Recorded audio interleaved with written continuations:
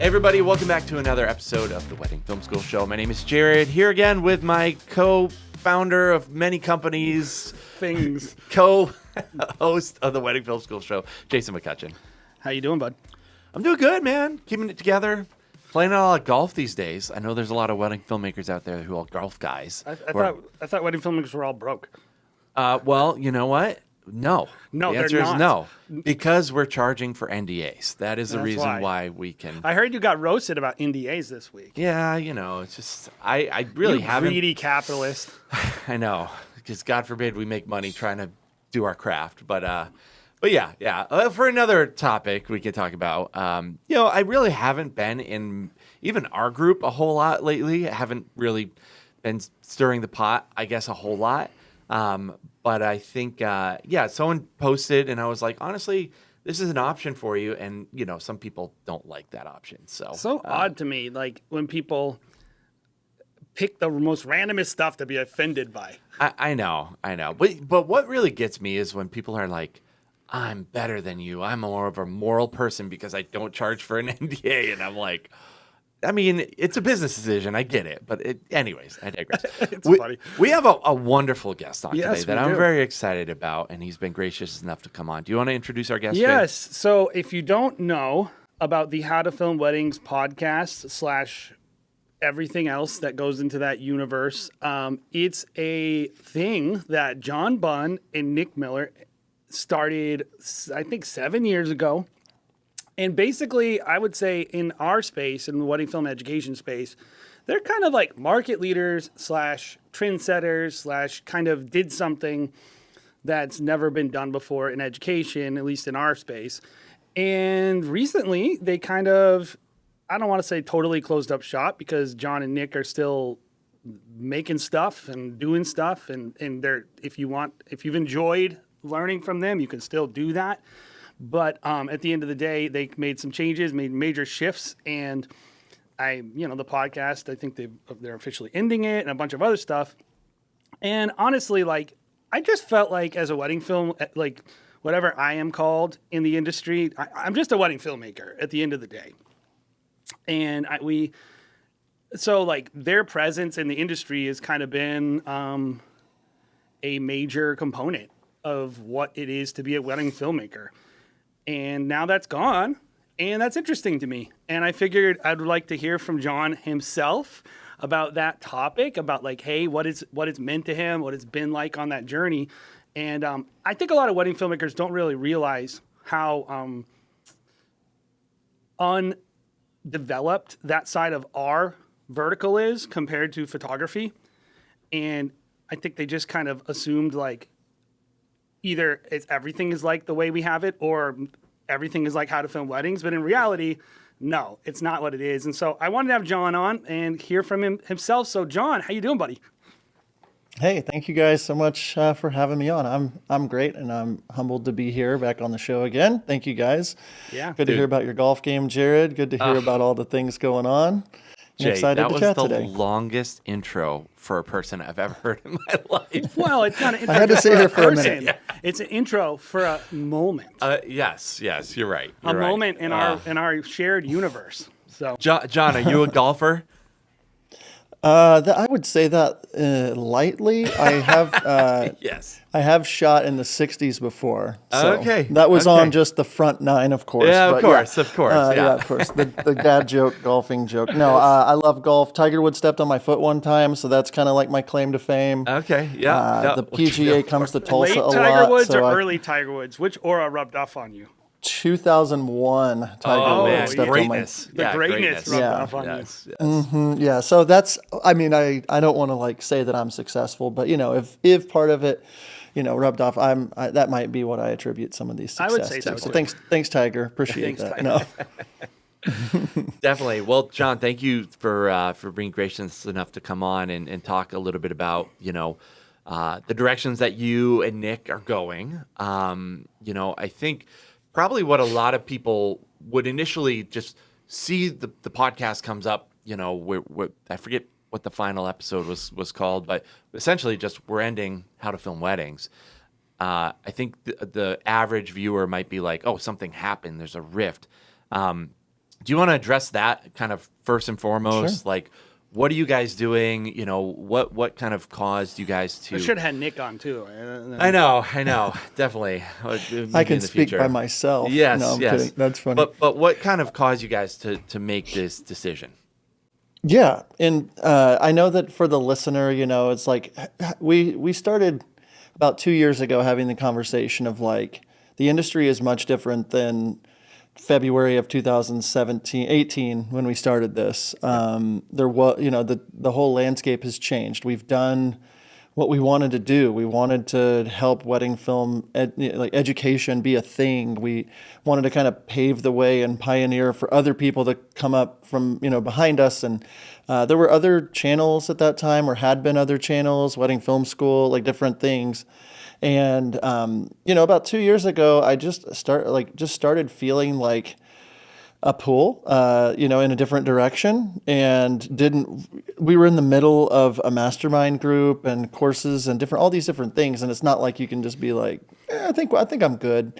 And I really took time to chew on what was that. Is that a gas bubble? Was that God? Was that, what was going on? And I just brought it straight to Nick like 2 years ago. Hey, I'm just letting you know that like sooner than later, I'm wanting to do these kinds of things, and feel like we've done at that point 250 episodes or so. It's like 300 episodes, and it's like, okay. And so, yeah, like 2 years ago, we started having that conversation. And then this year in January, we decided we're going to not do a mastermind group.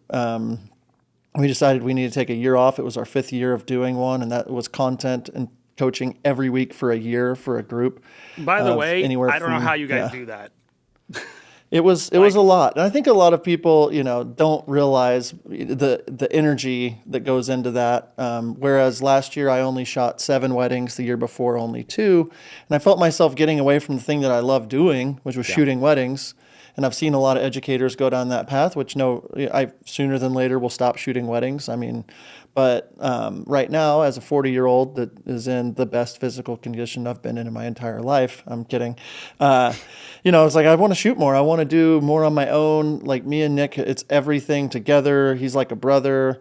We've had ups, we've had downs. We've been through everything. We've been through big paychecks. We've been through rough months, all in between. And so at the beginning of the year, we said, we think this is the time to like maybe make it through June, maybe make it through the end of the year. Let's just pray about it. Let's put, let's chew on it. And, Nick, a little more reluctant at the beginning. It was my thought, hey, I want to do this. And we had a really good thing going at this point. It's the #1 platform as in downloads and Facebook groups and all that kind of stuff for a lot of different things, which was great. But the goal for us was never be like #1 or biggest, or like the goal for us was to elevate the wedding industry. And that was our mission from the beginning. It's like, we want to elevate the industry. And about January, we decided not to do the mastermind group. Let's take a year, see where we're at. And I said, let's do the podcast. Let's just do this till March and see where we're at. And maybe I'm like, we'll feel refreshed towards how to film weddings after not doing a mastermind group every week. And, when we were doing our mastermind group, it would be 2 different 2-hour calls every Tuesday, every single person getting a mentorship session, film reviews, like all these things you don't see on the channel. And even after 3 months, I was like, Nick, I feel like end of June, it's like, it's the time. And we got to like May, and I was like, I really think let's run through the summer and see, and then we decided, hey, August 1st. And so we had a long time going into it. And Nick at that point, had really jumped on board, like really excited about the transition. I wasn't going to leave Nick hanging. I was like, I'll do this till I die. I'm not going to leave you. But I kind of felt like, I said it on our podcast, like The Office after Michael Scott was gone just became like, it wasn't The Office anymore. Yeah. And I feel like How to Film Weddings, the education, everything was at its peak. It's the best that we could do for the last year or 2 years. And it wasn't like, I think that some people made comments like, you could tell they weren't into it for the last whatever. We were into it. I was very into it. I don't do anything without giving it my all. And I just felt like it was time. We can talk more about like why, but Nick and I both, like, it was my idea 2 years ago. I wasn't going to leave him hanging.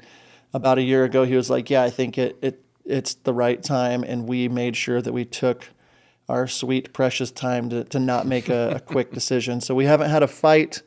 We're not mad at each other. I've talked to him more now that we're not doing the podcast. I saw like Boomer and Stanton's relationship, and it's like, man, I love running this business with you, but I feel like I need to go on my own and not be like co-managers, and I want to help you. You want to do YouTube. I want to do this kind of education. And then in the meantime, I added photography to what I do. So there's just all these different things. And it was just like, there's so many different, like, there's podcasts in the UK now, and there's you guys, and there's like a lot of educators have come up. And when we started, there was no workshops. There was no, Rome retreats or Sonder retreats or any of these little things, or just the wedding film workshop, all these different things that have come up, you guys events, the clarity thing, like all the stuff. And it's like, I look back and I'm like really proud of where we're at and what we're doing. And I feel like, our voice, the way it is currently speaking, is not needed like it was in 2018. This is part of the noise instead of, and so we both decided, hey, like, I have a lot of things I'm working on, I'm excited about, that I think I see things differently in the industry. And it's like, this is where I see a gap now. And that's what I'm aiming for and trying to like build towards that. So that was a long answer. No, it's fine. Yeah, and it's fine. great. And it you kind of got me thinking about something that I think about a lot with what we do at Wedding Film School. And Jared, like me and Jared have a slightly different, like, because we haven't really monetized the channel, we can do it whenever we want, whatever we want. And that's just how it's worked out.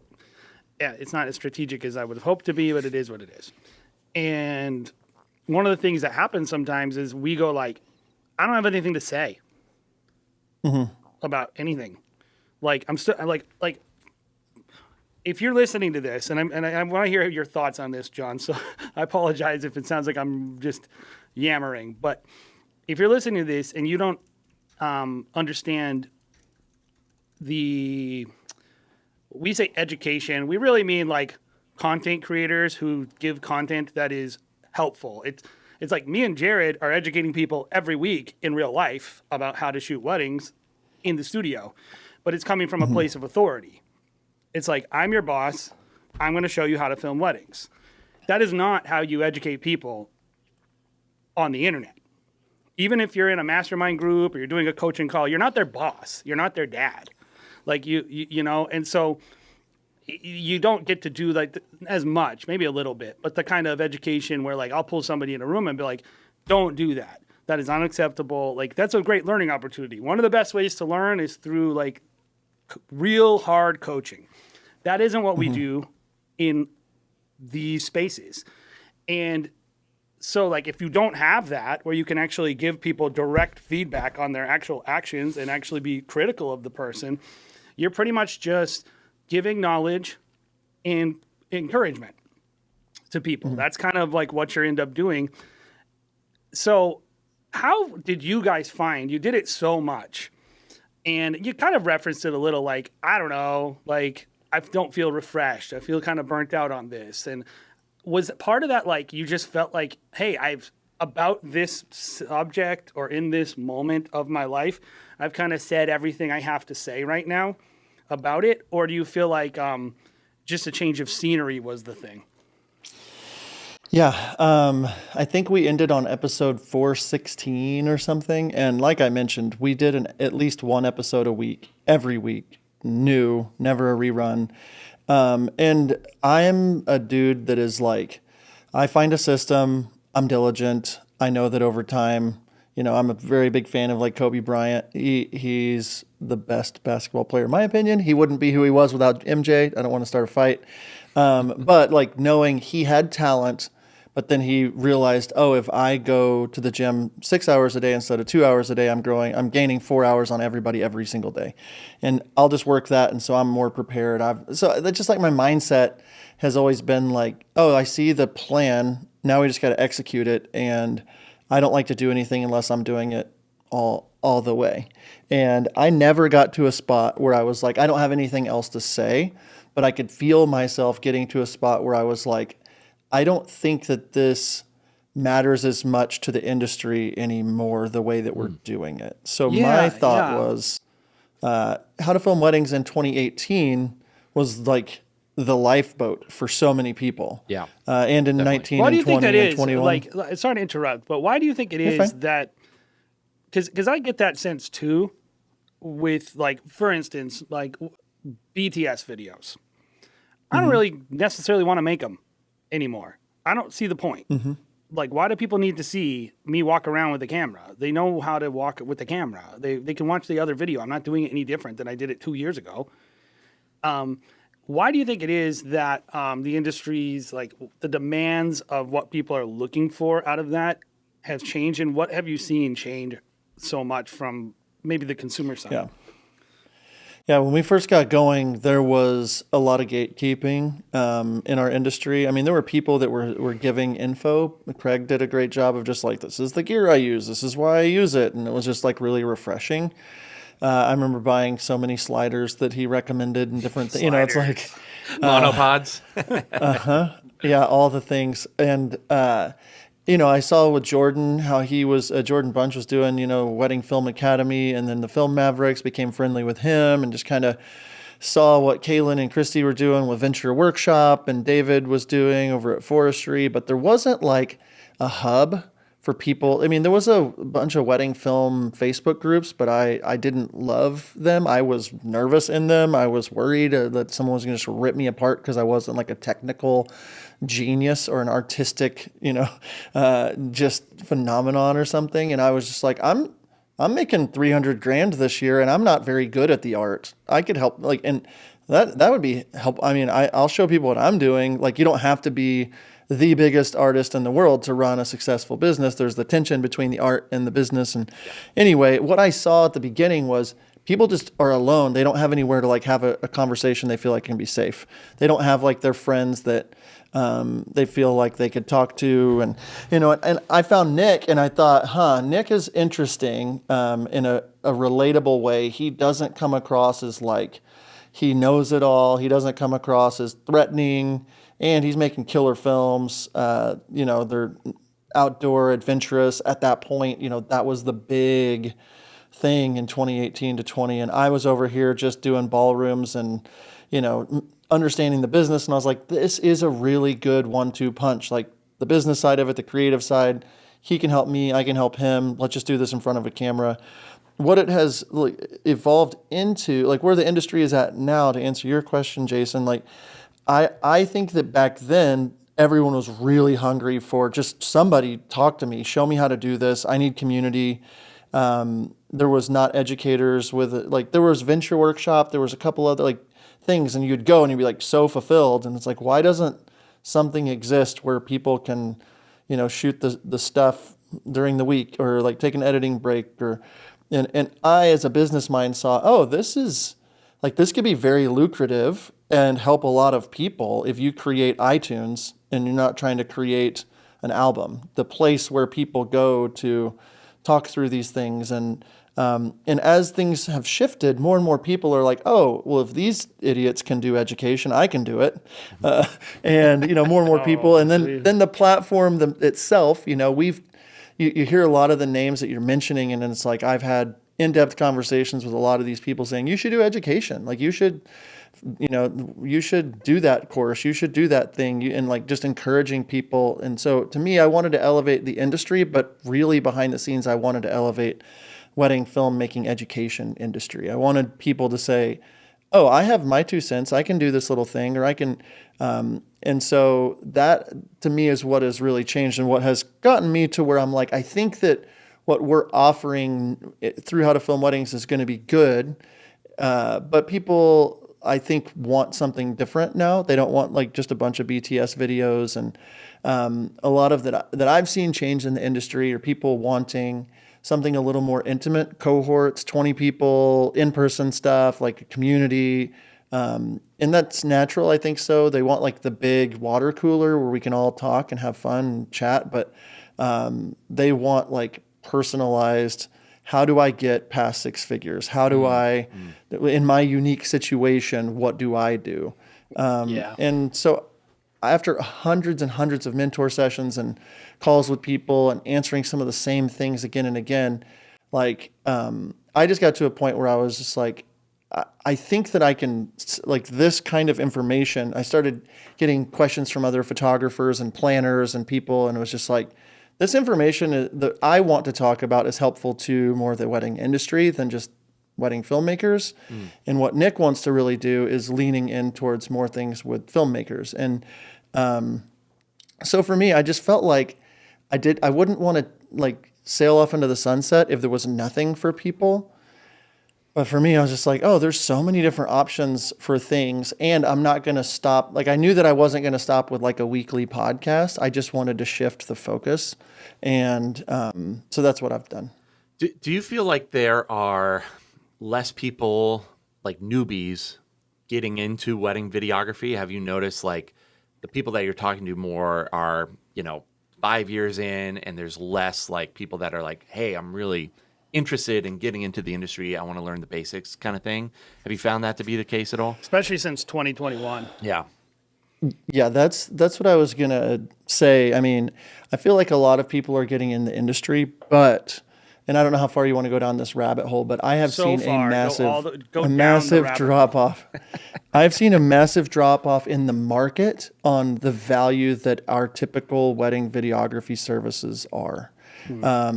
And having to lower my prices for the first time in a long time. And like, it was a combination for me of like, I had stopped marketing a bunch because I was only doing how to film weddings and not John Bunn films. And, I lowered my prices for this year a little bit. And then next year I'm kind of back to where I was. But I see a lot of people, especially newbies and people in Oklahoma, like your average wedding videographer is $3,000 to $5,000. I don't know in New York or whatever, but we have lower cost of living. So like a $3,000 wedding filmmaker is like a pretty standard. And what we have seen is with content creators or photographers just adding on like a content creator, different things, it's like $1,500, $2,000 for somebody to come around with an iPhone. And so like, I think that 20 to 40% of that market, and those are just random numbers of like the average wedding filmmaker that getting going is getting stolen or taken or like readjusted to something new. And it's like the music industry changed whenever, streaming or the Netflix came out, things changed. And people were romantic about it. And it's like, no, this is how we watch TV. Meanwhile, Netflix is over here building like a quadruple billion zillionaire company or whatever.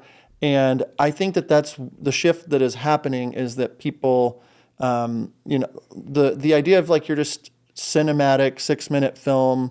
COVID had a lot to play into that. And like people just wanting more real, it's a big world and there's still a lot of people that want all the different things, but I have seen it just be harder for people to be a wedding filmmaker as opposed to being like, I'll just be a content creator or I'll just like, so it's hard to say. I do get to see like a more macro level just with the audience that we have and surveys we put out and stuff. But I do think that it is, the amount of people that are getting into it is a lot lower. We saw the numbers of our podcast go up significantly in the last couple of years, but the willingness to spend money on more expensive education or different things had gone down, which is an indicator. And I was going to say with that, John, is like, we see this a lot with the very few things that we monetize. Is in reality, when I talk to people who are really, established, they're doing in the terms of like, if you just rank people based on how well they're doing as wedding filmmakers, they could be doing well, but doing well as a wedding filmmaker is significantly less than doing well as a photographer and a lot of other spaces. And when you have people who are like making 110K gross, first of all, that I'm not critical of that. If you're making 110K with a private business, I mean, you're not like scot-free or whatever, but you've done a good job and you should feel good about that. But it's not like you have 5% of your gross revenue to dump into an education class. Correct. Like it better have massive return. And then I go to Engage and I have people making like $400,000, $500,000 shooting weddings. They don't care about dropping $30K about going to 3 events. It doesn't matter to them. That's their whole marketing budget. No filmmakers are in that boat. Not no, but almost no filmmakers are in the boat where they're just like, I got all this disposable income that I can just throw at all these different like communities and events and all this marketing. And I think like people think that everybody is just like waiting for somebody to give them something to pay for in education, but they're not. And I think that's the thing that I've seen is not only that, we had this big influx of a decrease in supply from 2021 of people who didn't double book their season out of 2020. And then there was this massive unmet demand from 2021 to 2022 where all these new people got into the industry and they're pretty good and they wiped out the whole middle market. It was definitely like when you start to look at it, and it's crazy that it's been 5 years now since that pandemic hit or everything. And so it's like we launched our first course in February of 2020 and our 30-day like return policy ended 6 days after we shut down the country. And we didn't know what was going to happen or whatever, but like timing couldn't have been better for an educator that has online education for everybody to be sitting around getting like stimulus checks saying, oh, I'm going to, it was like it was a good year financially for education if you had built something at that point. And I watched as so many people got into the industry. So many people were just rocking and rolling in 21 and 22. And then you have this bubble that kind of bursts where people that weren't dating in 2020 because they couldn't date, there were less people getting married, so your supply went down. And then also that's kind of when content creators kind of went viral on TikTok and Instagram. It's like, oh, we can do that. And I've been watching a lot of the planners I follow will post like here's the vendor team for the day graphic. And it's like 7 out of 10 of them right now don't have video. And these are 6-figure weddings. These are people that are $200K for their wedding, nothing crazy, but that's a lot of money for your wedding. You'd expect like a video person, and so like values have shifted. I think wedding videography is very important. And I think that there's a need for it. I just think that people that are unwilling to say that it has changed are just lying to themselves. Yeah. And so for me, I'm sitting here thinking like, okay, the education I was putting out for people that were doing wedding filmmaking in 2018 needs to be completely different because of what I'm able to watch happening. And then the other part of that supply and demand, 22, 23, the content creators, people wanting more real, that next generation coming up and saw their older sister, their older brother with like the super cinematic, crazy edits that, very like insane, which is great. I love that style. But a lot of people were just like, man, I don't, they love the point and shoot cameras, the Kodak, they just want a different thing than the generation before them had. And so you get all these little micro factors that cause a macro difference of less weddings, content creators exist, values are shifting. And so as an educator for the wedding film industry, I got to see that firsthand in 2023 and 2024, being like, hey, everybody wants this education and it was easy to sell. So a little numbers thing, just so you guys, the second year we did our mastermind group, we had 81 people sign up and we had like, it was great. And 81 people signed up. The first year, 40 something signed up. Second year, 80 something. We got ready for year 3. What are we going to do? We're going to have 3 classes of 40, and we had 42 sign up. Yeah, we had the most downloads. We had the most downloads we'd have, tens of thousands of downloads a month. We had the biggest audience we had. We had all the things, the email list, all the stuff, the people sending us messages and they're applying. We had the same amount of applications and it's sorry, we can't do $400 a month for this thing. And it's oh, what's going on? We just don't have money. We don't have any bookings. We don't have. And so that third year, I had to pull teeth to get 40 people to sign up. And then the fourth year of it it was more neutral. We had another 40 people. And we did 4 years of our mastermind group, but we had to lower the prices. And I'm sitting here pouring 20 plus hours a week into our mastermind group, and it's like, when you think about like the total product price of like mastermind was in like the $5,000 range for a year of weekly education, a couple mentor sessions, a couple film reviews, and an in-person retreat, which I think was a $2,500 to $3,000 ticket type event just for the retreat. Yeah. And so it's like, when you start to, it's like, oh gosh, they're just making hand over fist. It's like, just run numbers. If you have 40 people at 50, 5K, you're bringing in 200K, but you're spending 100 and some odd on a retreat. And then Just it's like, John, we're barely. Whenever people would say that, I'd be like, I don't know, man. They had 40 people. This is their dollar amount. And this is how much the retreat, I think, probably cost. And I've never assumed anybody was struggling. But I also know, like, there was no struggle. We were all right. You earned that money. We'll say, like, you put that wasn't like free money. That was just sitting there. That was an actual job, and it wasn't like you guys were like living in palatial mansions. No, the year where we had 80 was awesome. Yeah, but I will say, like, I think you're kind of like, if anybody would know, you would know about. So I don't want to say this as a rip on the wedding filmmaking education community or the wedding filmmakers, because we both established that we don't think that they're like, you're holding out on us. Give us some money, people, like, or we deserve it or anything like that.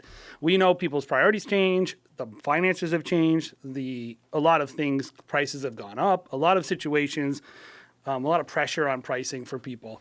But I think we can both agree that wedding filmmakers are a challenging group of people to get to part with their money, to get to go into like mentorship relationships, and I think a lot of it's just because we haven't been trained to do it. And they don't have the margin. They don't have the margin. Like a photographer. Like photography workshops make a lot more sense because you're doing, the same amount of work for 3 times the price. I mean, this, cases. John. Like, that's why you added photography, I'm sure. Yeah. But like when you look at, like, me and Jared will go shoot a wedding, and my metrics are whatever I'm getting paid, they're getting double. That's like industry standard metric that is pretty common. It's not always true, and I think the higher you get up, that changes. But we will send a shooter to a wedding. We might get a $7,000 gig. The photographer is just this random local person who you've never heard of, who's not a big celebrity, who's not doing anything that significant, who's definitely making $12K. And has no editing, really, doesn't have to do any of the stuff that we have to do, has like 1/4 of the post-production. And then it's like time is money, so they have that free time to do the things and go to education. There's a lot of factors. All that to say, John, why do you think, and maybe you don't agree with me, that's fine too, but do you find that to be the truth, and why do you think that is? Yeah, I think that what Jared was saying, I think people get the value now, and they've been taught the value of, especially wedding filmmakers. But just looking at like the macro for the last 7 or 8 years, if you had like a stock market trend of like the value of, wedding filmmaking, it was like at its peak. It was, 48,000 points in 2022 or 2020. It was like at the peak. And it's like, the horse, like Gary Vee says, like somebody bought 100,000 horses the day before the Model T came out or something like that. And it's like the value of the horse went down that day. And I'm not saying that there's no value in wedding filmmaking, because there's so much value and I respect it so much and I still want to do it. I just am a realist in saying there are still people that are spending a ton, especially in the top markets. But the overarching, and I keep saying the word macro, is like that the value of wedding filmmaking is not what it was a few years ago. And so you either need to adapt, you need to add more services, you need to change how you're selling, upsell. But I think a lot of people want wedding filmmaking education. They want to be part of, like, a mastermind group like what we were doing for wedding filmmakers would have easily been $15,000 for a for a group. And it was a third of that price. Yep. Yes. And the hard part about it, it's kind of like whenever you get into weddings that are a little on the lower end, like when people are investing $5,000 as a wedding filmmaker, which I don't take that lightly when they're spending their No. money. They need that to return investment. Yep. And like we would try to say, hey, this is not a magic pill. This is going to be like working with a personal trainer for a year. You might see a little bit of difference this year, but you're going to have to do this for several years to see a result. And people would get in like 1 month of making payments and be like, sorry, I got to drop out. I don't have any money. And it's like, wait, what? Like, and so I just think that whenever you're hearing about all this education, you're seeing all these people doing it. You look at different rungs on the ladder of like, oh, I'm a newbie. That's different than somebody that's affording Engage. But what I've seen is just people be like, I'm going to have to use ChatGPT and YouTube. Like, that's all I can do.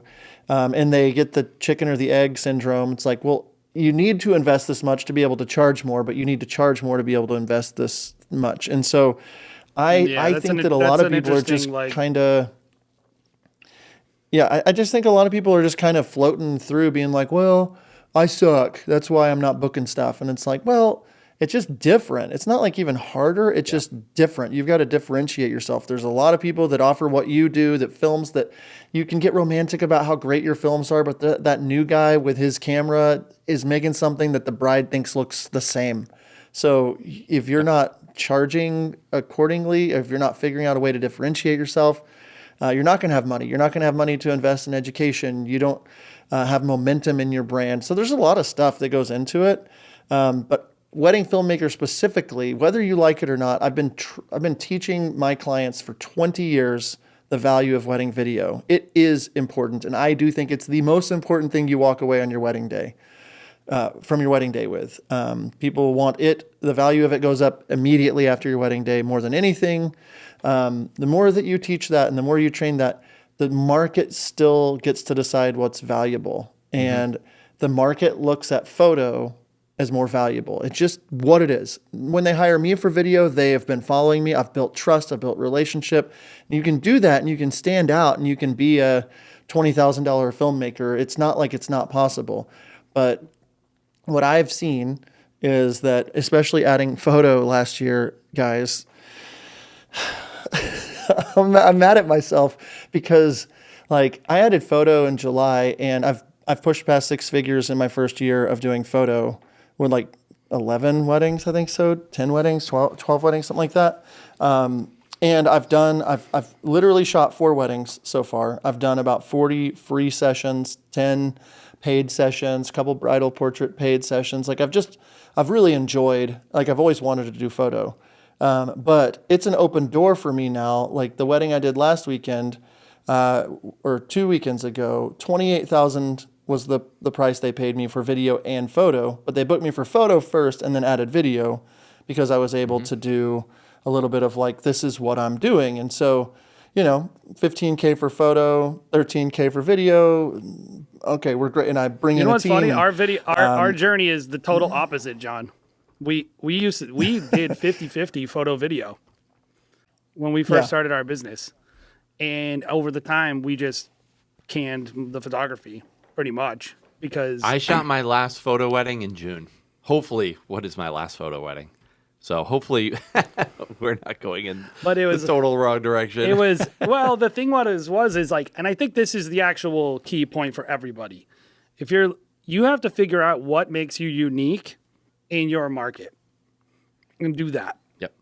And it's like the thing about this industry, and this would be my answer to my own question to you, John, is like part of the problem with the wedding industry is if you're like evaluating a trend, you're already missed it in a lot of ways. Like it moves very fast. It changes every year. Everything is transforming. And so like it can be very hard to like know how to educate people in ways that are forward thinking. And what we end up doing is just showing them what has worked, which I think is great and we should do. But it's very hard to like, we were trying some stuff this year with our own video business. Certain things we're doing with like planners and the way we're packaging content and the way we're kind of combating content creators. I think it's going to work, but I'm not going to go on an education platform and tell people like, do this. I'm trying it this year. Hopefully it works for all of us. It's and I think that's been that's always a challenge when you're educating people is like, you educate people with, at least my style is like, this is what I know works. I wouldn't want to tell you to do something that I don't know works. But in reality, that's not how you run a business. You run a business, massive speculation. And it can be challenging in that way. But it is interesting that like you're adding photo, we removed photo, and it just shows like how the industry and the market and everything about people's individual businesses, there's no one size fits all. And that makes it challenging. Yeah. I've always found it interesting, the wedding filmmakers that I talk to who are like, hey, I'm going to do this. You talk to some 25-year-old kid and they're like, I'm going to do this until I'm like 40. And then I'll probably like get into education, right? And put out a course and this kind of stuff. And I just like, now I'm like, dude, you don't even know what you're saying. Like we see it on the back end, right? It's like, there's no appetite for it. Like and especially now, it's like going the total wrong direction based on just kind of what you're saying. And I'm like, dude, we have to totally readjust not only what we're doing, but also what we're expecting for our own kind of businesses and lives. What are we going to be doing in 5 years, 10 years, 15 years, 20 years? Is there going to be an appetite for it? And just making that adjustment, like if wedding filmmakers aren't making the adjustment and just keeping their ear to the ground, like it's going to be hard to survive like in the next 5 years. And just you're going to have to adjust a lot to just what people are asking for. And for me, it's been part of the frustrating journey is just like, hey, last year was this. People want content creators. Next year, I have no idea what people are going to be asking for. Do I really have to change what we're offering every 2 to 3 years in order to just literally survive? But it's been, an eye-opening experience. The answer is yes, Jared. The answer is yes. And I think we do it fairly well. But how do we even tell the industry what to be doing at this point?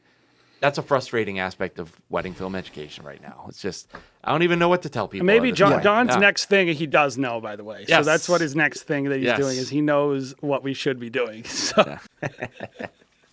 No, yeah, I agree with it, so much of what's being said. And I do want to throw it out to the listeners that like, I think there's a lot of money to be made in wedding filmmaking. Yeah. I think me too. that people that are just romantic about like I've seen it now. This is starting my 20th season as of now, like doing weddings. I've just seen it where people were like, you don't need to be on Facebook. You book weddings by being at local bridal shows. And then it's like, you don't need to be on Instagram. You don't need to be on TikTok. You don't need to do this. You don't need to. And the whole landscape has changed so much since 2007, of course, to where I would only be able to market locally. Like that's all you could do. Like how would you get a destination wedding? What would you? And so I'm coming from a perspective of just like watching trends will change. And I tell people it's like the style of my films hasn't been trendy for about 10 years. I haven't tried to like chase, I'll look that way. I'll do this thing. I want clean, classic, timeless, luxury, elevated. Like those words are what describe hopefully what I'm putting out for a decade now. And I look at films from 6 years ago and I'm like, yeah, that stands. That still looks like my brand. But I think a lot of just the idea that if you're not paying attention to things that are happening around you, that you're just like, well, this is how you do wedding filmmaking. So this is what you do. This is what John said to do in 2022. So I'm doing it. And it's like, well, that was like 3 years ago. And in wedding filmmaker years, that's like 15. So like, I feel like I'm 70. Yeah. Yeah. Seriously. And there's so much room whenever people get stagnant. There's so much room for somebody to come in and do things differently and do things better. And there's more opportunity than ever. AI stuff is coming out to help you edit or do different color or do whatever. And the people that's like, you shouldn't do that. That's not art anymore. It's like, I think so many people, especially wedding filmmakers, we get in our forums and groups and it's like, well, they're doing this, so I got to do this. And they don't like just think about them, what they want to be doing. Like, I want to be doing photo. That's fun. I'm enjoying that. That's why I'm doing it. It does that and it's made me a lot of money and that's a win. I need to support my family. I'm not selling out. I'm not adding content creation. I don't want to do that right now. Like it's not a thing I want to do, but I'm just looking, it's like, where do people value stuff? And if you're like, I want to do wedding films, just be aware that the perception of the mass part of the market is that it's low on the totem pole. It's just not a thing that people naturally think is a necessity for them. They look at it as, if I have room, and I'll do it. But if not, I'll just get somebody with an iPhone. It's totally fine now. I've got an option.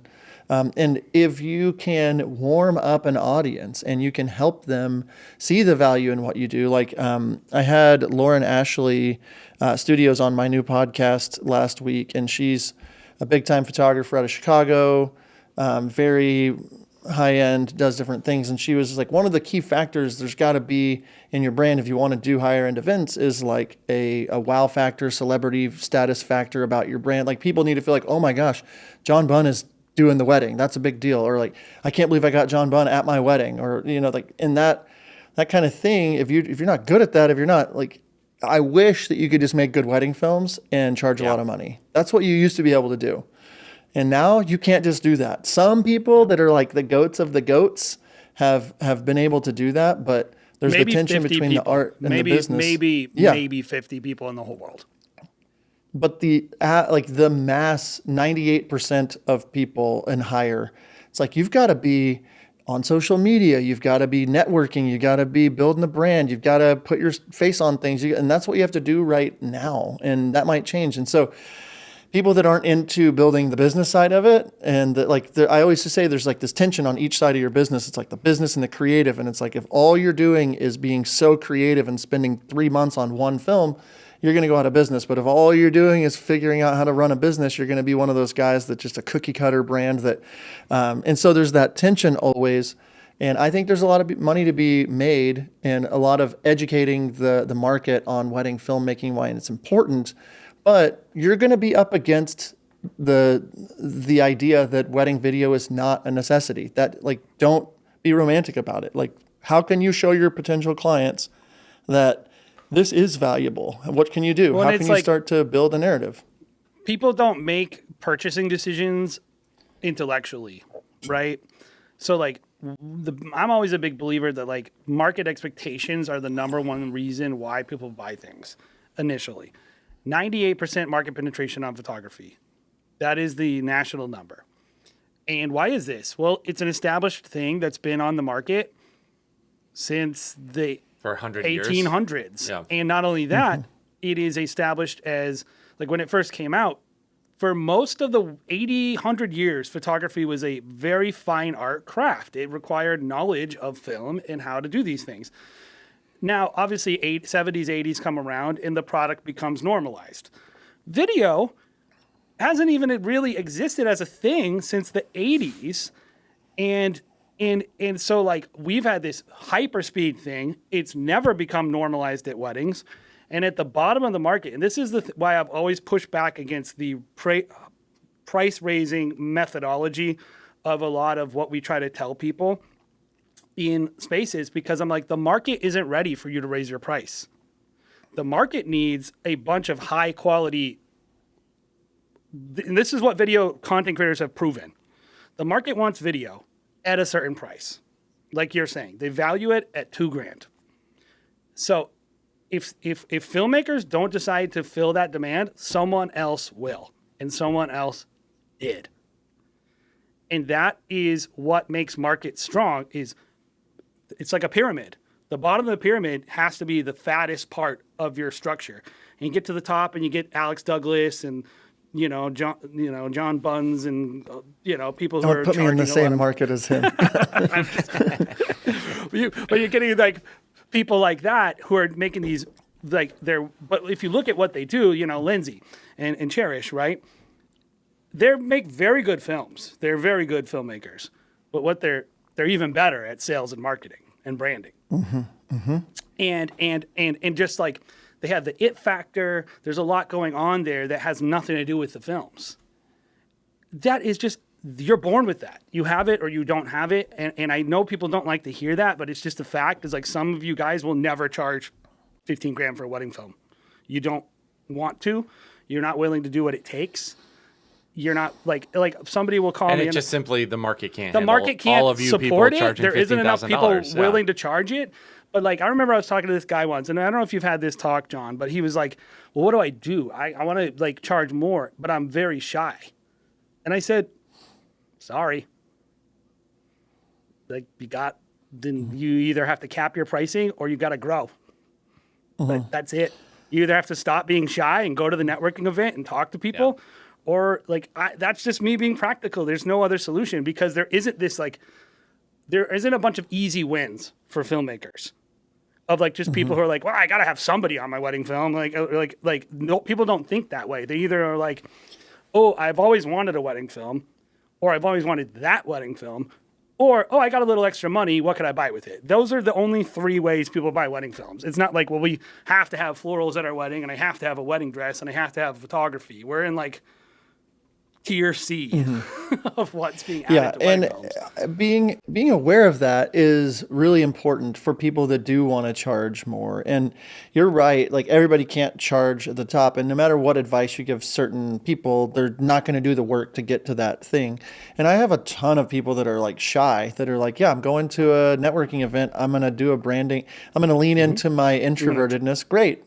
But I'm going to put myself out there as an introvert, which feels like it's like, and what I do see, it's like, and that's something that with How to Film Weddings, like we wanted to always be careful to like not just put, Lindsay and Cherish on our podcast, because they're in a different top tier percentile where most of their work is coming from planners and networking, and their work, I've watched it become some of the best work out there. Their color grading, their sound design, all the stuff that's expected in a $30,000 to $50,000 wedding film.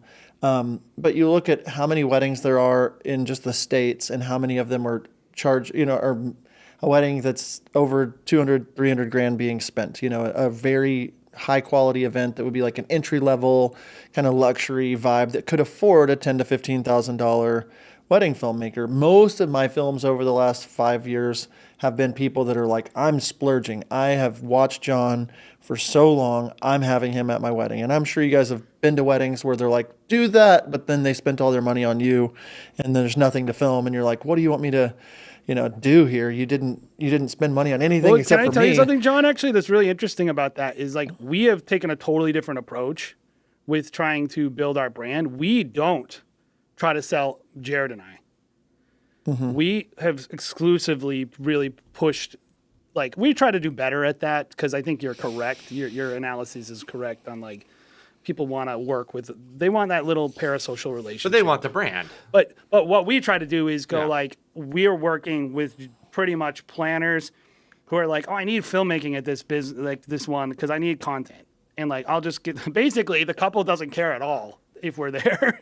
Right. We just show up and like we're kind of comfortable with that and we're used to it. And like, but I will tell everybody out there, that is not you don't want to sign up for that relationship if you are not really good, because this client will give you nothing, but they will expect it to be a certain way. And that is not also a thing that you can show people, like just be like, yeah, go do that. Go, we got to that position after doing 10 years of wedding filmmaking. Where we're getting the opportunities now to be invited into these events where we're just like a sidecar and they just throw you on and they're just like... Yeah. I do feel like video in general, it's a slow burn right now because I can't tell you how many people in this luxury market even, to your point, John, like, what is it? 7 out of 10 of these luxury events don't have a wedding filmmaker. And I'm just like, this is crazy. I shot a wedding over the weekend. The mom didn't want video. She thought a video a certain way of like this old school annoying thing, whatever, cameras on the shoulders because she's old school. They're on a probably $25 million estate. So they have money and they spent $8-9 grand on a wedding filmmaker. But it was like pulling teeth. The planner had to just advocate. The bride was like, Mom, I really want this. It's going to be cool. And then we deliver something and everyone is just floored. They're blown away by it. And we're still in that place as a market. We're still in that place it's a slow, but like we have to prove ourselves. And we've now gone to the place where we're like, we've convinced the planner that it's very important. The planners need it. They have to have it. They see the value in it when they post photos next to video and it's just a video performs well for them. That's what they care about. The bride loves it because it's moving imagery and they're like, like, this is something that's really important. We get to see different aspects throughout the day. They're thinking about their future kids, showing the wedding film to them. And I do think that we have a little bit of that now. I talk to brides all the time, and they're like, I watched my parents' wedding film 20, 30 years ago. Well, We don't have the 100-year history. Well, people love nostalgia bait. They love that stuff. But we have now like a 30-year history, so we have something to work with, but it's taking time. It's a slow burn thing. And now you show it to mom who didn't want wedding video at all, and she's like, wow, I'm so glad we ended up doing this. And it's just going to take relentless winning of wedding filmmakers to like prove it to not only millionaire moms, but like moms that are, It should be at every wedding. That should be the goal. That should be the goal of the industry. Is Correct. like every wedding should have wedding filmmaking. Yep. And But I what's agree. happened? Oh, go ahead. I think it is changing. Like my theory right now, John, is like wedding filmmakers and content creators like are going to merge. They're already kind of merging, and it's like the content creator is going to start doing more drones, using more cameras, or maybe wedding filmmakers are going to be all filming on phones in 5 years. Who knows? Some type of device, but that's just like a technical issue. That's just like we're learning a new piece of equipment, and we're all going to be doing the same thing where it delivers content next day quickly. We've kind of structured our back end where we're going to deliver faster, and the content creators are going to deliver better quality. It's just all going to merge in the middle somewhere. But what is that middle? Where are we collectively at that point? Like, I don't know. But it's going to be somewhere in the middle, I guess. Yeah, I could see that happening for sure. And, I've watched my friend Zadro, who's in Antigua, Guatemala. His fiance has Behind the Bride films. It's incredible. She's shooting in ProRes. She's color grading in DaVinci. Like, it's insane. And it's merging. Like, they just made a post yesterday, like, do you want me to take Zadro's films and turn them into content for you from, it's like they're just kind of merging. And there's a lot of that. And I want to talk about what you said about the mother of the bride that was, how many times have we heard that story where you're like, oh my gosh, it was like pulling teeth. And then they all love me. And now they refer me to their friends. And that's how I'm in business, basically. Yep. And what I learned after watching what happened with photo is if somebody comes into me with a photo inquiry, the attitude towards photography compared to video is the biggest night and day. I mean, for 19 years, I've been like pulling teeth, trying to show value. Whenever somebody inquires about photo, they're ready. They're like, we're figuring out which photographer we're going with. When they inquire with me about video, they're like, we're deciding if we're doing video for the most part, or hey, it's a planner that said, I've got a wedding date, are you available? Like, those are my bookings now for video. But if you look at that scenario with the mother of the bride, and she's like a happy camper, if you're a person that's like, how can I get people to see this? Well, maybe take her and interview her and send that video to every new inquiry. Or my mom's worried about how can you iterate? How can you come up with something different? How can you tell that story to your market so people are like, the number one thing the most undervalued thing from my wedding was wedding filmmaking. And this was how I felt before. This is how I feel after. This is why I love the film. And you've got to just nail that into people's minds again and again and again and again, and it will make a small dent in the market. We have 40 years of wedding filmmaking history, and just now I'm starting to get people, like you said, oh, I watched my mom and dad's wedding film, I have to have it. And you fast forward another 40 years with technology doing what it's doing. Obviously, a lot of us won't be in business in 40 years. We'll be old. But the idea of just understanding where we're at, the worldview of what wedding filmmaking is and how you can fit into it's super important for your success. Yeah. I mean, we did a wedding this year that was $5 million, and they paid us $8. Yep. $8K. Yep. And they paid the photographer maybe 15, maybe 20. Probably more. Probably like 20. But like when you think of like people just go like, oh, this is a big event. They're of course going to have the top tier people. No. They just were like, these people are good and local. Hire them, And it's like, I think like this whole idea of like, this was my overarching theory of the whole wedding industry.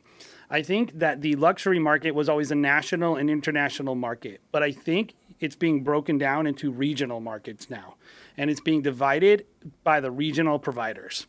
And there's obviously going to be national people that travel around and stuff. I think the destination wedding film thing is going to mostly go away. I think there's always going to be luxury people who get drawn into destination, and there's always going to be travel vlog style specialists. But I don't think like local filmmakers are going to be dragged to resorts in Dominican Republic as much anymore. I think like they're going to go there, they're going to hire locals across the world, and that's going to keep happening. And I think it's going to happen like in Boston. Like Lynn Easton comes to Boston and she's going to go, okay, who's good in Boston? Now, the thing that people don't understand about the luxury market is there is a PR side to who they hire that maybe you don't know about, which is like they wouldn't hire us because we don't have as many followers as another person that they might hire. Mm-hmm. It's true. It happens if you don't believe it. But I do think it's going to happen less and less and less. And like me and Jared, like a lot of people have no idea what we do up in Massachusetts, and the weddings we're working and what we're doing. And I'm not saying it as a brag. I'm saying it like for anyone who's like trying to think like, how do you become successful? How do you make money? How do you do this? Is like the number one advice I tell everyone is focus on being the top provider in your market. Mm-hmm. Mm-hmm. And like that's what Ray said at Vision Quest. He said if you're not top three in your market, yeah. Yep. And it's like that was great advice. I remember hearing that and going like, I think we already are, but let's make sure we are in every single area. That like nobody ever thinks like any local bride, any CEO of a Fortune 500 company who lives here, any politician, anyone driving to the Cape, anyone going to Nantucket, Martha's Vineyard, all the places we provide are like, I don't know anyone else. These are the guys that make videos in this market. Yeah. So we're going to work with them. And it's worked really well. And I do think like to your point, John, and we'll wrap it up soon. I know you've been generous with your time, but to your point, our podcasts go hour plus, John. I know. Yeah, you guys are tight. I'm here. We're ramblers. I'm here. But to your point, John, like in terms of like back to education and how to film weddings and everything is like, I think you've seen maybe not exactly that analysis. And I think maybe me and you probably, I don't know if you're working the same weddings we are or how regionally everything is in Oklahoma or northern Texas or whatever.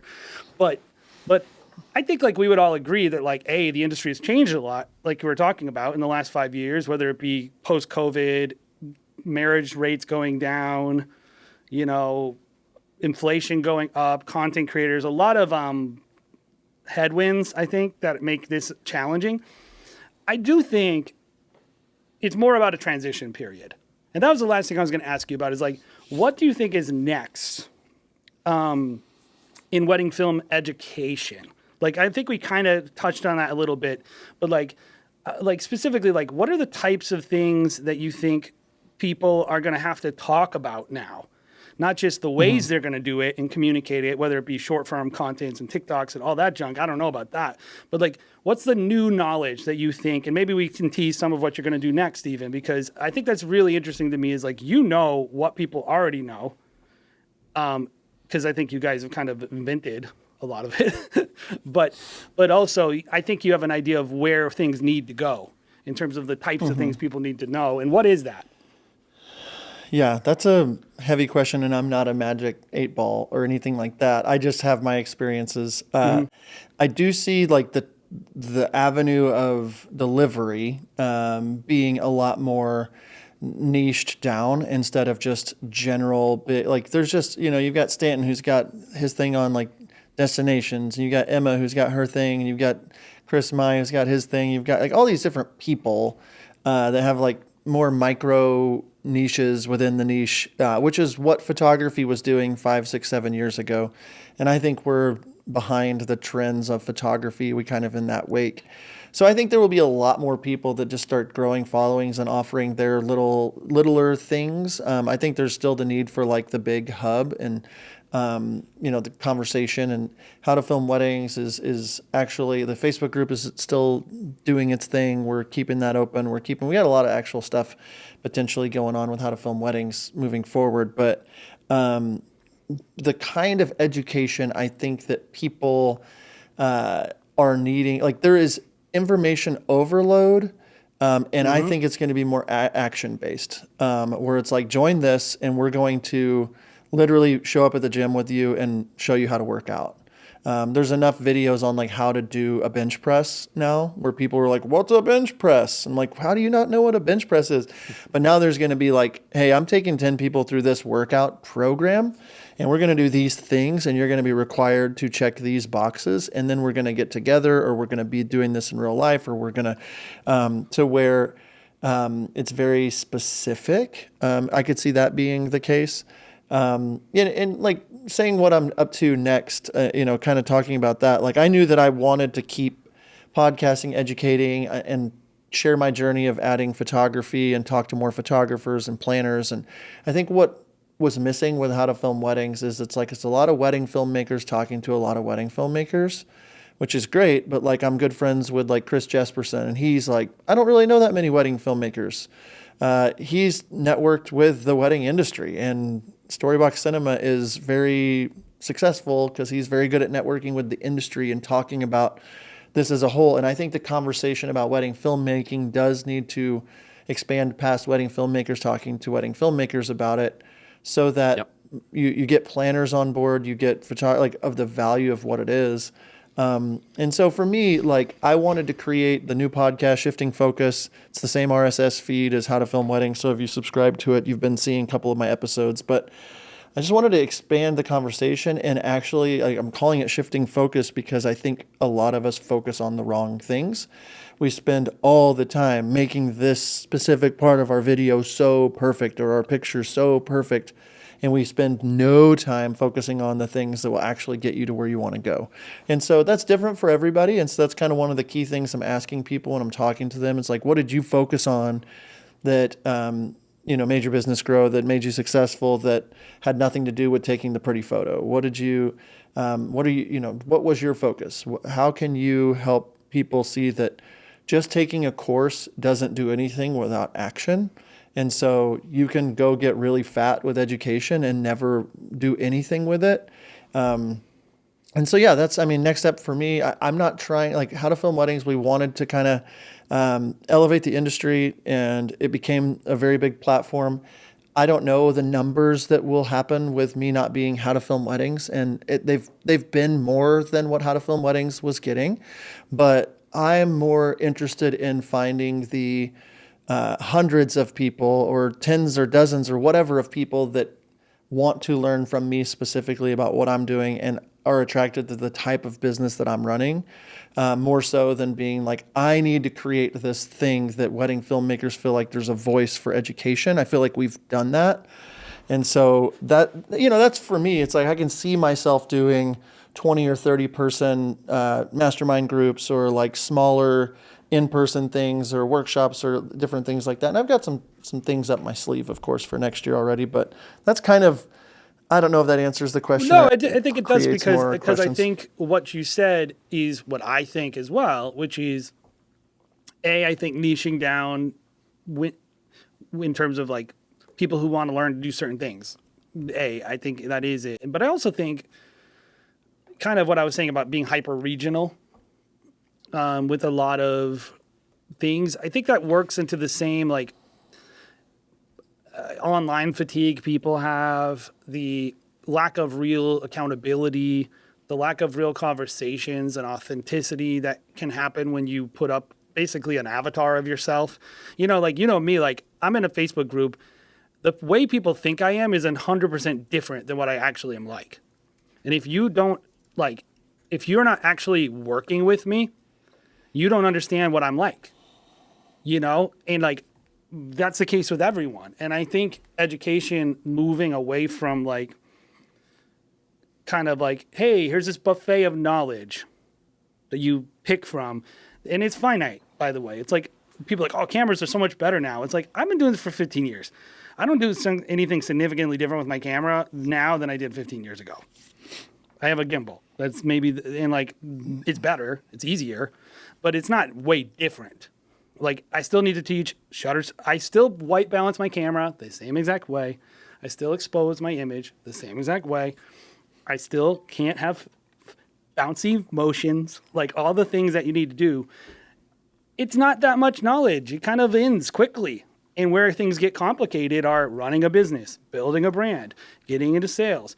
Like I don't know. You've seen this a lot, probably, John, but like people who are like, "Why can't I grow my business?" And then you talk to them, and you're like, "Because you're not a nice person." Like, or whatever. or like I'm just saying something that you would not Yes. say to that person. Yeah. Like you're not going to write a class called like "Be Nice." Maybe you would, but but it's like that's a personal conversation that needs to be had with that person about their conduct or what they're doing. And it's like I think there's a hunger for real conversations, real connections, like where you can go to someone and be like, "I got it." Did you see that post by Catherine Magic the other day? I see a lot of her posts. I'm not The specific. one about how she has like no money and like she's struggling and all these things. And I was looking at that and I was like, I mean, I don't know her well, so I don't know the situation, but I remember thinking like, I'm happy that she felt like she was able to talk to people about that. And I remember thinking like, that is more of what people need. Is not necessarily like a big platform and a post or whatever. That's fine that she wanted to do that. But there's a lot of other people who actually need to say that same thing to someone. And they don't have a platform. And they don't have the ability, like if they posted that, nobody would even hear it or see it. And they need to be saying to someone like, hey, I've been working my butt off since 2021 and my business isn't growing. That's a very, very, like we've talked a lot about the macro today, but in reality, wedding filmmakers are very much working in the micro. The individuals who are listening to our show, who are paying attention to these things. And I think it's hard to address, but I do think you're right that probably the next move in our industry will be to better address people's individual needs and to help them actually grow in a more customized, bespoke way. And yeah, I know it's interesting that like these things become self-evident when you're in the industry long enough and you just see it and it's like happening around you. And in some level, like, I don't know how you feel, John. Me and Jared sometimes feel like we're just hanging on to like the back of a boat and someone else is steering it. Yeah. Absolutely. Like, and I think like you just got to ride the wave. That's it. You're surfing, man. It's just what's the wave doing, and you're reacting to it. That's all. That's being a wedding filmmaker. Yep. In a nutshell, yes. So, John, I know you kind of covered it a little bit, but like, kind of outline what your next platform looks like, what people can expect on a regular basis, specifically like, where it is too. where it is, share all the socials, kind of give us the full rundown of what's happening, and if you want to share what some of those things are specifically, like courses or whatever, we'd love to hear that too. Yeah. So Nick and I have said like we've had a very amicable divorce, and But mom Nick and dad I still are- love each other. we're still taking care of things for the Yeah. kids, kind of. And I say that cheekily. If you're dealing with divorce, I'm sorry, but we have like kind of divided certain assets up based off of like who really wanted to do what. And so like if you subscribe to the How to Film Weddings podcast, I got the podcast. That was part of what I got on the, the splitting of assets. It's like, so if you search How to Film Weddings, you can still find the podcast. I've renamed it to Shifting Focus. And Nick got like our YouTube tutorial channel. He had been building that. So like he's renamed that and he's dealing with that.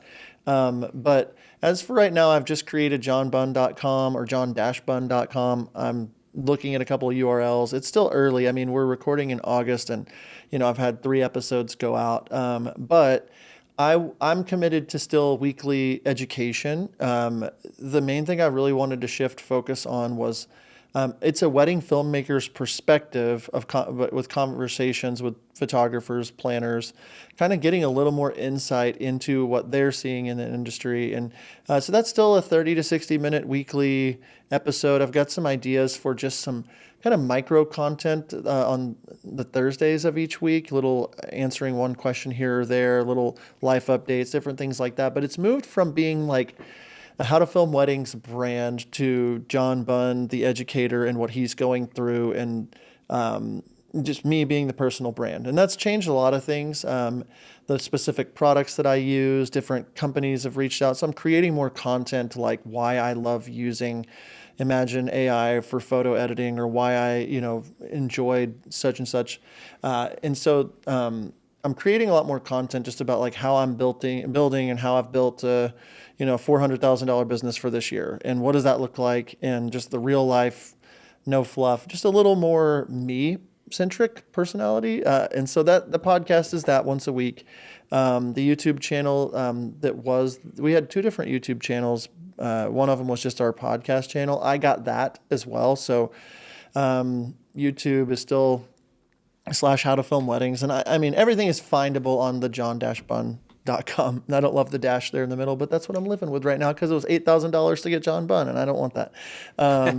But you're as rich. far as what's Sean, you've been taking everyone's filmmakers' yeah. money for all these years. Well, how could... Yeah, I stole everyone's content and repackaged it on my own, and that's what I did. Like it's like stealing someone teaching math. Hey, I knew addition first. It's like, And wait also, a second. those same people are like, when they want to sell something, want to go on the show. So Yeah, that's a different episode. That's the After Dark episode where I comment. vent about all the failed entrepreneurs that want to hate me. Yeah. But let's clip that out. No, I'm kidding. I'm also really into in-person events. I did a workshop in April in Oklahoma. I had 25 people show up to it. It was $1,000. I was able to put on, styled shoots and education for the day. Like, I really dug that. I'm about to announce one that's up you guys' way here later this fall. And then I've got a couple more that are coming up, just like in-person, one-day product. And I'm also putting together some multi-day products where it's like, kind of get away, kind of retreat. And then I'm just in the beginning phase of toying around with like what a 20 to 30 person mastermind group would look like for people that are right at the 6-figure range and beyond. I've done a lot of content for people that are kind of in their first few years. And the people I've talked to that are like, hey, I'm making 150K. I'm trying to get to that next level. What do I do? Or I'm right at that 6-figure mark. I don't know exactly how I'm going to market it, but people that aren't just brand new and getting a room of 20 people a week that aren't just filmmakers, but it's filmmakers and photographers, maybe a planner or two, to come together and do a cohort that's a 3 or 4 month thing with some type of in-person event at the beginning or the end or the middle of it. So I'm still working on that kind of stuff. And that's the thing I'm kind of gauging. I'm actually putting out a survey today. So by the time this goes out, people will have seen it, but a survey where it's just like you fill in information. I'm giving away a bunch of stuff with a lot of my sponsors and trying to like get a gauge on like what people want. We did this last year and had 800 or so wedding filmmakers fill it out. Wow. And so it just gives me a lot of data points on like how much you're charging, how long you've been doing this. And so I can know the kind of content that will help people. But I'm giving away like a Mini 4 drone and a bunch of stuff from Music Bed and Moneymaker Holdfast camera straps, and Imagine's doing stuff, and Bride and Groom's doing stuff. Like a bunch of, there's like, $8,000 worth of free stuff just as like a, hey, sign up. I'm picking one person that fills out this survey to win all this stuff, kind of entice people to give me basic info. I'm not going to ask for your address. I'm just Where's going the to ask link? for Where like, can what, people sign what up? city. It'll just be johnbunn.com/survey Great. or John-Bunn. But I should call it johnbunn.com/John- or john-bunn.com. Can you do That John rolls dot off the Bunn? tongue. I wish. I have bought shiftyourfocus.com or Shifting Focus podcast. I'm still figuring out things. And that's something that I'm more confident in myself than I was when we started. It's like I'm still figuring a lot of stuff out, and I'm okay to tell people that. But the education, we've had 3 episodes so far as the time of recording this. I've got like 6 recorded in the can, and they're so good. Conversations with really amazing photographers, planners, filmmakers still, of course. And so those are the big things that are coming up. And I'm finalizing all the details on a handful of new sponsors. And I'm just excited to be putting out content. I do have some behind the scenes stuff, but it's in a little bit different of a way. So just looking at ways to put myself out there, but not needing to be like the biggest platform for it. And it's like the people that want to follow, that really love the brand that I'm putting out there, that's who I'm making content for now. That's awesome. Well, I just wanted to say, appreciate that you gave us your time, come on the show. It's definitely, I think, an important topic because, like I mentioned before, like, I'm not just blowing smoke up your butt, like, where I think it's like important or was important or still is important. I think whether you listen to the show or not, if you're a wedding filmmaker, you knew and it made an impact one way or the other. Like it changed. I think about someone like Max Smith, or my assistant right now, Sammy Deppen, and I'm like, I don't know that they would be doing anything if they didn't. I mean, I think they would. They're talented. I shouldn't say that, but I do know like it was an impact on their life and like they're part of my life, and what they're doing is very much impacted by what happened. And so I just think it would be like kind of irresponsible not to talk to you about it because of what it's been to people. And I think your analysis of what you guys, the impact you had is accurate. The industry is so small. I think I was just always glad to have How to Film Weddings as that hub to create. I mean, we always talk about it. Like, what are the industry standards, man? Like, how are we going to make everyone's life easier? Not just by education, but like, what is everyone doing?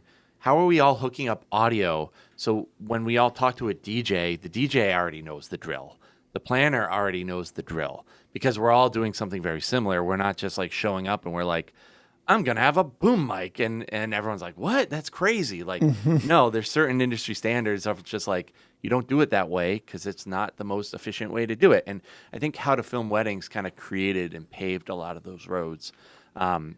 So I would just want to say thank you. Thank you for the work that you guys put in and just, killing it and time and effort and labor of love and all the stuff that you guys have put in. And, I'm hoping the best for both you and Nick moving forward. I'm thankful you guys made money too, by the way. Oh, I'm yeah, thankful for that because that you proved a concept. Yep. Yeah, I appreciate that. And I'll just say as my final little thought here is it's like I look back down the mountain that I'm climbing in the last 8 years, and it's like I see so many people coming up behind us that I feel very honored. We were not the first ones to do education. We're not like the godfathers of education. We don't think that. We just were like, we tried to fill a need. But we look back at the whole of the almost 8 years of doing it and made a lot of mistakes. I've watched and listened to some of the first episodes and I'm like, oh man, I hope people came back because I don't think they would like me if they, like whatever. And just all the things, the good, the bad, when you create something, you step on people's toes, you don't mean to, you're moving fast, you got all this pressure on you and all these people expecting things, sponsors expecting things, you're trying to make money so you can spend more time doing it. And so I think like for me, the most proud is just that we did create something that now has opened the door for so many people. And I feel like really what, kind of putting bookends on this, like I felt like we were almost starting to get in the way of people becoming what they could be because it's like, well, if How to Film Weddings is doing this is like the top of what can be being done. And it's like, we wanted to get out of the way and say, hey, like run, like who wants to create stuff. Like it was good for what it was, but if the video industry is going to grow, like there needs to be more education, more people saying their voice, like more micro content, more, little, if you think about how many photography courses there are or how many photography groups, I mean, it's just like, there's thousands and thousands. And I would say there's maybe a dozen wedding filmmaking things. And it was just like, we've done what we needed to do here. I didn't want to like push to season 8 and 9 of The Office with it. And it was just like, you know what? Like, this is good. This is the right timing and doors closed that needed to and doors open. And I've just been really excited to walk through the doors I've been walking through, and who knows where it's going to go for me. But I've gotten a lot of really good feedback from people that I think that are the exact people I need to be teaching these days. Mm-hmm. And whether that is still tens of thousands of people or if it's thousands or hundreds or dozens or a handful, I'm just like trying to answer the call that I feel like is on me to do. And I would have made more money probably if I would have just stuck in my lane and done my own video and photo stuff. You know, it's like I've made good money doing education, but it's like that's not the number one factor in doing it. My number one factor is someone like Max Smith sending me a message after, you know, we turned off the last episode in tears, sending me an audio message just like, you guys have changed my life. My family's benefited from this. Like, I don't know what to, like, you know, so many messages like that. And I don't want that feeling to go away selfishly for me of helping somebody. I don't want the feeling of knowing that the industry is better because of me. So I'm sticking around, and we'll see where it goes. Yeah. Cool. Well, thanks for your time. If you are a listener to this show, then like it, subscribe it, do the podcast things and the YouTube things. But also go check out what John's doing. And, you know, I mean, for better or worse, everybody that's trying to do this is trying to help people, and it's freaking hard. So any support you can give to people, even if it's just clicking a like button, makes a big difference in their life. And I know people ask you to do that all the time on social media, but come on, guys. There's like 10 of us in the world. We got to help each other. So we appreciate any support you give us. And of course, go support what John's doing. Or don't support either of us. Do whatever you want. But at the end of the day, We're all going to die soon. yeah, we're all gonna die. I mean, it's whatever. All right. Let's take a Go eat a turn. good sandwich. Yeah. Like the end.